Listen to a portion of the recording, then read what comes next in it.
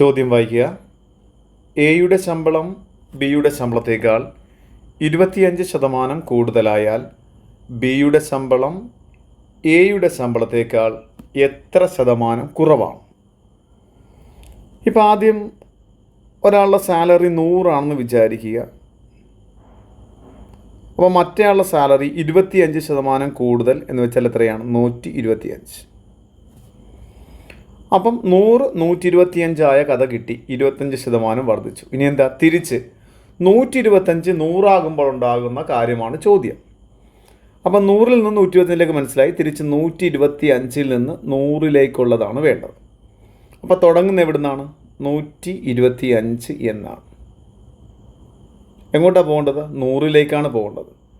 അപ്പോൾ 125 100 ആകുമ്പോൾ വ്യത്യാസം എത്ര? 25. ശതമാനമാക്കാൻ എന്ത് ചെയ്യണം? 100 കൊണ്ട് ഗുണിക്കണം. കണ്ടോ? 25 ഒരു തവണ, 125ൽ 5 തവണ. 25ൻ്റെ പട്ടികയാണ്. 5ഉം 100ഉം കൂടെ വെട്ടുന്നു, 20 തവണ. അപ്പോൾ ആൻസർ എത്ര? 20% കുറവാണ്. ഇങ്ങനെ നമുക്ക് ചെയ്യാം. ഇത് അല്ലാതെ നമുക്കൊരു PSC 1 word ആയിട്ട് നമ്മൾ ഉപയോഗിക്കുന്നുണ്ട്. എങ്ങനെയാണത്?